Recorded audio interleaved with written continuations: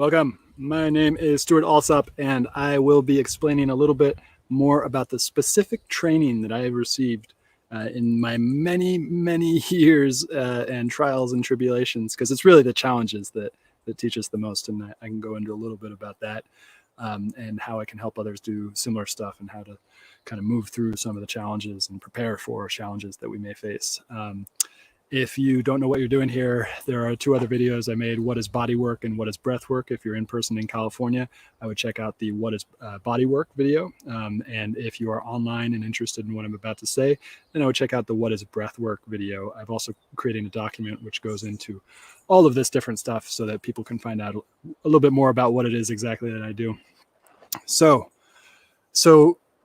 modalities, it's really interesting training, right? We have credentials. Most of the way that we've figured out in human beings is how to kind of give trust is through credentials. Now, I do not have academic credentials. I don't have, I'm not a doctor. I'm not a therapist. I do know a lot of doctors and I do know a lot of therapists. So if you want to work with me and we discover something big that is either medical in nature or psychological in nature, I can refer you to the right people. That's not within my scope of practice. That being said, I will now go into my credentials as a breath worker and body worker, the two main modalities that I work with. I'll start with body work because that's the thing that's most interesting to me. Body work is, go to that video, What is Body Work, to understand more about what body work is. But it's essentially using the hands, using my voice to help other people move in a particular way, using my hands to kind of like get into a muscle and show them that's where you should be feeling the thing. Or find out what it feels like in your body, those types of experiences. And so for body work, I have trained in cranial sacral. Cranial sacral is one of the most important modalities that I've ever used, ever received. I've received quite a bit of cranial sacral. Cranial sacral is light touch on the back of the head, anywhere on the spine. Let's look at the words cranial sacral. Cranial is your cranium, right? So it kind of talks about your nerves. The basic understanding is that with this light touch, I can activate the nervous system in a particular way that causes a parasympathetic nervous, a rest and digest service. What's the other part of that world? Sacral. So that's your sacrum. Interesting. The sacrum, it's the very bottom of your bone, of your spine, where your spine meets your hip bones. And also just below that is the tailbone, and the tailbone serves as a support for the pelvic floor, which many people don't really know that much about. Very, very important structure in the body.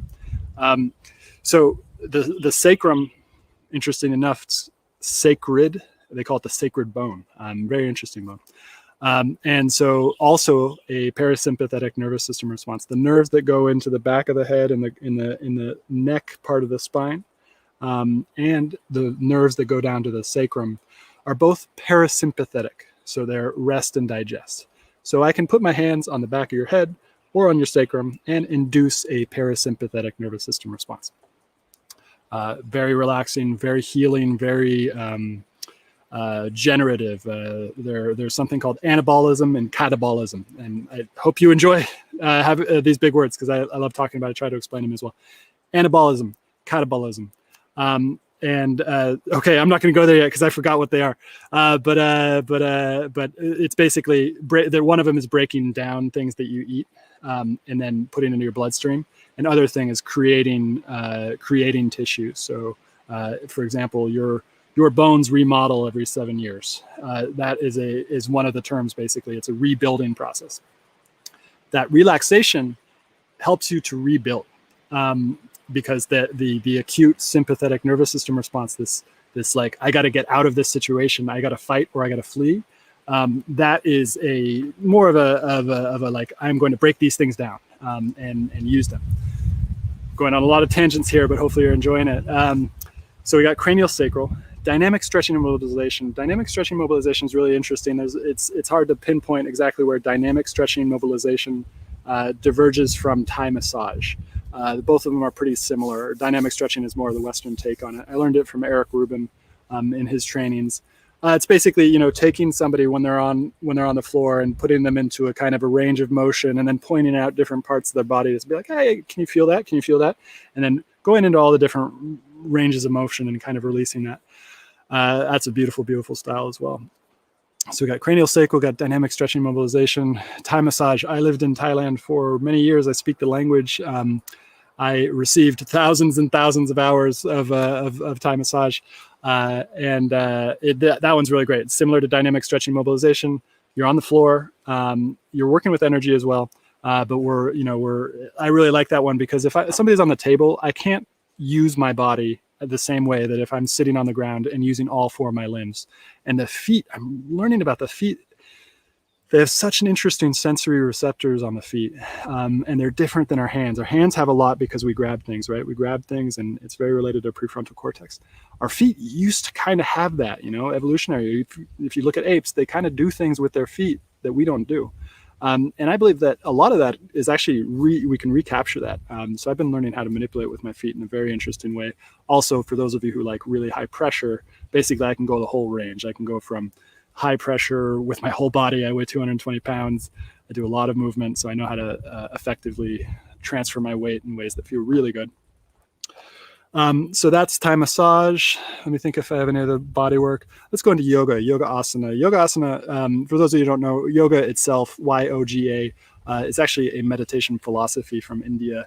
What most people think of when they do yoga, if they haven't had a lot of training in yoga, if they haven't gone to a lot of classes, they mistake yoga asana, which is the yoga postures, for yoga itself. Yoga is a 1,000-year-old philosophy, and that's really deep stuff. That very generative as well. Like that's the like everything that I do, it all stems from this really deep devotion to yogic philosophy, to understanding what it is we are doing here. What is our mind? What is our body? What are these things that we're doing? What is non-duality? Those things inform, but those are more philosophical and theoretical and actually also experiential, but that's not the point of what I want to get to. Yoga asana. Yoga asana is postures, these postures that we do. Interesting enough, has tons and tons of influence from Scandinavian calisthenic practices. And those Scandinavian calisthenic practices came from Scandinavia, made it their way to England, and the English brought it to India. And then it merged with a rediscovery of yogic philosophy. So created this new globalized version of yoga, which in some ways gets very spiritually materialistic because we start to look at the body as this aesthetic thing, and the body is aesthetic. It's beautiful, but you can get wrapped up in that and think you are the body. And what yoga says, yoga is very clear, the yoga philosophy, non-duality, that you exist inside of a body. Does your whole existence reside inside of the body? Maybe not. Maybe there's aspects to you that aren't necessarily identified with the body. But back to my training for yoga asana. I've done thousands and thousands of hours of yoga asana training. I've done yin. Yin yoga is a more relaxing, longer hold, really aiming to affect the connective tissue in a very, very it's very interesting. Yin can be one of the most emotionally releasing, but also bringing up emotions can be quite powerful because you really go in for a really long time and stretch out for a really long time. And then there's more yang styles. Yin and yang are Chinese medicine terms that have been applied to yogic Indian philosophy. So the more yang terms, vinyasa, I've done all the vinyasa. I've done a lot of different things. That's much more of a dynamic range of motion, and can actually be somewhat, if you're not in really good shape, it was originally designed for 12-year-old boys, and to help 12-year-old boys maintain their plasticity of movement, and train their mind so they could relax. So thousands of hours in yoga asana. The thing that I love, really lit my fire on this is the yoga therapeutics from Harvey Deutsch. So he was one of the first physical therapists who mixed yoga with physical therapy, and that he gave me the language that I can go really into depth in the principles of what it means to be inside a human body. So yoga therapeutics got hundreds of hours in that as well. So we got the body work, we got the yoga asana. Now let's get into the breath work. And the breath work is actually informed by my work in body work as well. Breath work. What have I done? I've done Wim Hof.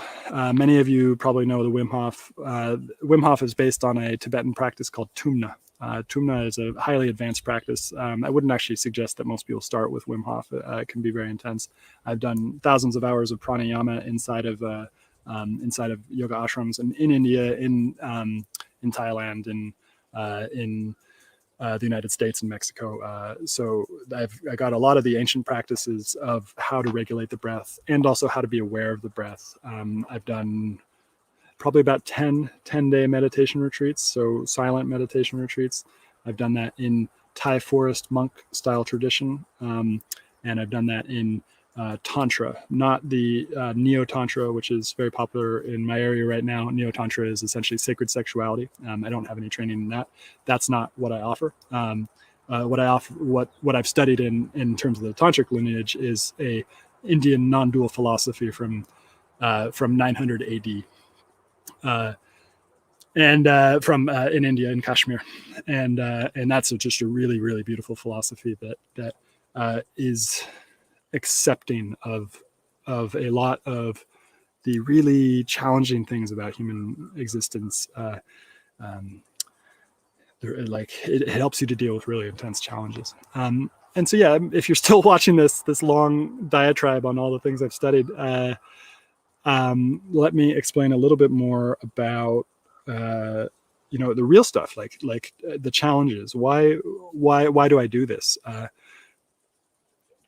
So I've experienced lots of chronic pain. I had a medical error in my jaw. I was prescribed a Invisalign, and Invisalign is a technique for moving the teeth. What I did not find out until too late was that if you don't have a qualified dentist who's offering this, you are basically having a technician in Mexico establish your treatment plan. So my teeth moved and my bite moved, and I was in a lot of pain. And it just talk about a sympathetic nervous system response. And so all of these techniques that I just told you about, all of them, I was studying because I wanted to get out of pain. And now I'm very, very close to being out of pain. And so now I've got more energy. And so now I'm ready to start offering these same kind of modalities. Like I've studied everything. I'm not everything, but I've studied a lot of things. And with the devotion that only somebody in deep amounts of pain would do. And, I've experienced a lot of childhood trauma as well. I don't have to get into the specifics of that, but I can say that, like, at a very young age, I had a very strong sympathetic nervous system response because of various just not strong foundational stability in my home. So and again, I'm not a therapist, I'm not a doctor, and I can refer you to those people if you do decide to work and we discover something large. All of us have large things as well. And really, I don't know if I mentioned it in this video. It probably was another video. I think it was in the bodywork video. The philosophy, this Kashmir Tantra philosophy, non-dual philosophy, talks about something called a samskara. And a samskara is just a subtle impression that's been left inside of the body.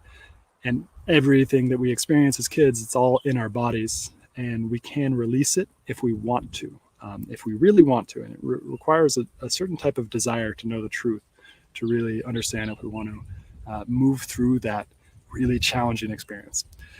So, we're now 15 minutes into this. I don't know who's going to watch this whole thing, but if you do and you're still watching and you want to do something, please send me a message. I'm on Twitter at Stewart Alsop, III. I'm also on Instagram at YogaStew. So you can send me a message and we could set up a really short 15-minute call, see if it works, see if what I'm offering is of value to you, or, I love connecting people as well. So if it's not a good fit for us, I might be able to find someone else who can solve your problems. I love to help people solve their problems because God knows I've had some. All right. Hope you have a great day.